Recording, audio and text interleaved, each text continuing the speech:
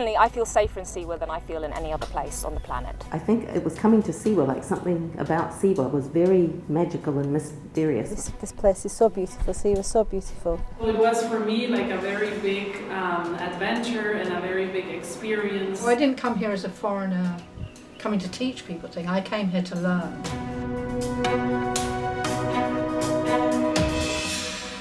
قطعن آلاف الأميال تاركين وراءهن حياة أكثر انفتاحا ورفاهية لينتقلن لمدينة صنفت على أنها من الأماكن التسع الأكثر عزلة في العالم.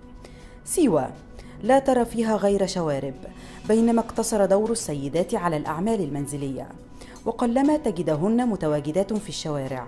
ورغم ذلك قرر مجموعة من الأجنبيات العيش في الواحة وممارسة مهن مختلفة ما بين الزراعة والمعمار والتعليم والكتابة والأعمال اليدوية. So, should we go and have a look at where our water comes from?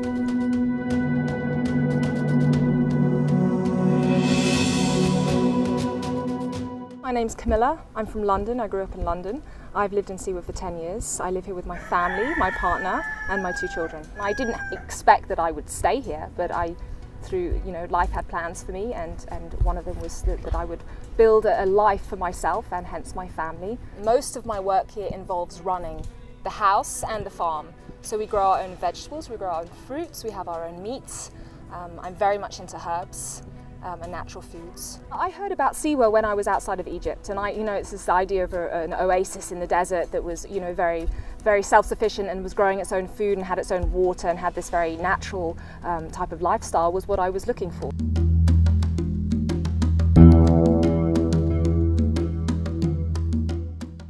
Food is very clean, and I think Siwans still have that very strong genetic potential, which you don't see so much, which we've really lost in the West.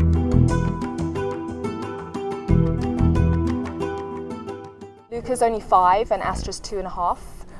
And we have a huge amount of people that visit us and come and share their experiences and do things with us. So the garden is constantly, there's constantly things going on. So he has more of a homeschooling. He does things with me. He does about half an hour a day of letters and alphabet and reading with me, and the rest of the time he interacts with other people, foreigners as well as Egyptians as well as Siwans. The more you stay in a place, the more people see that your intentions are good. You're a kind person, you just want to live a simple life. I enjoy my life here, I love my life here. I love living in Siwa, I love Siwan people, and I'm very happy to be having this life. The Siwans respect me, they know me. I lived outside of town.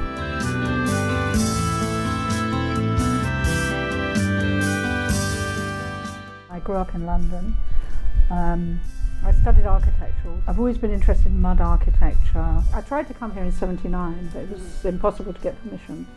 Years later I had the opportunity to come in 2003.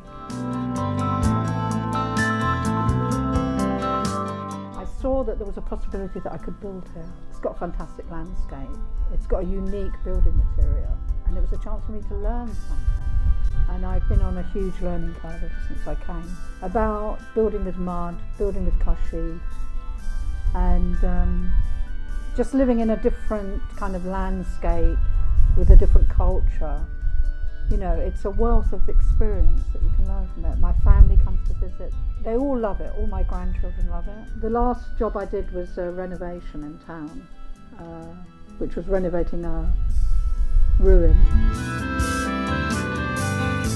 I have a garden that's producing dates and olives that I sell, so I have some income. I think in about 5 years, I hope it will be self-sufficient. My typical day, I get up about 6:30.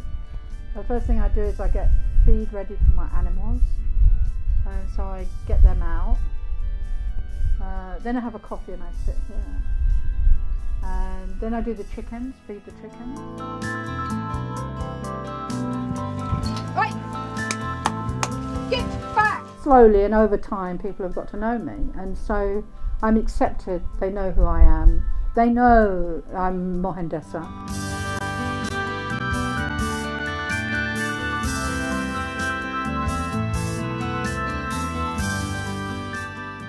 I've I'm living now in Egypt for 3.5 years ago, of which 2 years now in the oasis of Siwa. I have this training center in which I'm teaching Siwan people different soft skills. For the past couple of months we have been focused on languages, especially on English. The people here really need it. I mean, there is a lot of need for support from outside and for development. So I thought that it would be a very good thing to help in that.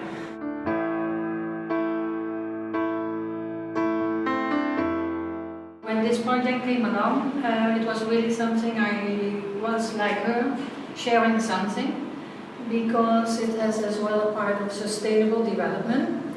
Like you want to help bring some part of education, but at the same time you want to conserve the uniqueness of this environment, because times are changing so quickly. The last year since I started, we are now a group of around 35 people.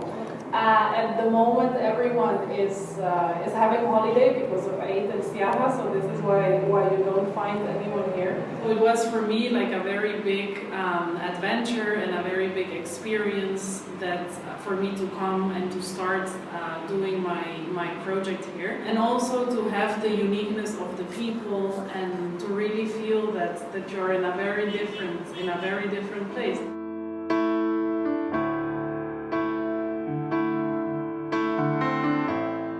I didn't choose Siwa deliberately.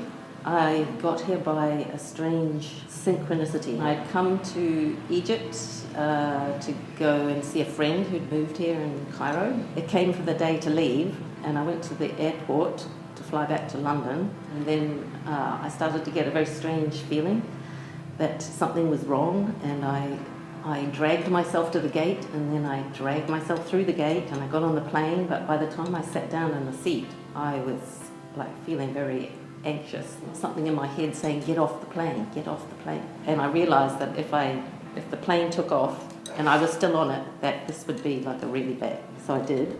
And then I went back to immigration, but I didn't know why. All I could remember is that in some guidebook somewhere, the page had sort of come open at a place called Siwa Oasis. It's all I remembered was the Siwa Oasis, and I thought, well, I've never been to an oasis, so maybe that's where I should go. And it just piqued my fancy, so I just thought that's for me. The day I was leaving Cairo was the first day of the revolution, so I was heading to Siwa, not knowing that all this was going off behind me. And what happened was I ended up staying for 2 months. I come more often now because I'm in the process of writing a book. And it's about all my experiences to do with the human being and the conscious, the subconscious and the unconscious. Siwa is a fantastic place for me to write about it and to learn about it and to continue to do that, but mainly I am here to do the writing. I really like that feeling, that deep in the ground here, like you can feel the mystery is sort of under the sand or something. It's a very mysterious and very ancient place.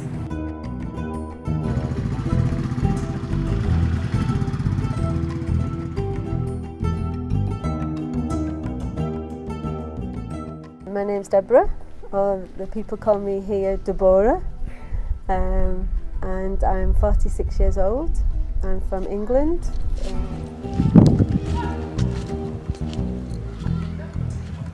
Sammy! Sammy! Tyler! I came to Egypt just to help with in a business school to teach English. And I met Sammy. Sammy was already in Siwa. He was working in Siwa. And so we decided to live here together once we was married. Just trying to set up a project, hopefully to help the Siwan women here to promote the work that they do with their handicrafts. There's lots of handicrafts here that's very unique to Egypt, to the world really.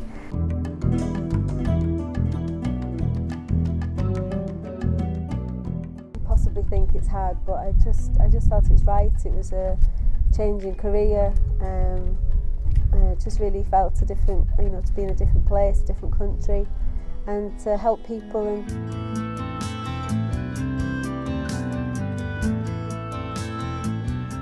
The community here has just welcomed me in so much. The children, as you've just seen, but some of the children will just shout, Deborah and Tyler. Kylie, come to the house, and they just, yeah, the ladies, I go visit the ladies quite a lot, and so I know many of the ladies around here. This place is so beautiful, Siwa, so beautiful.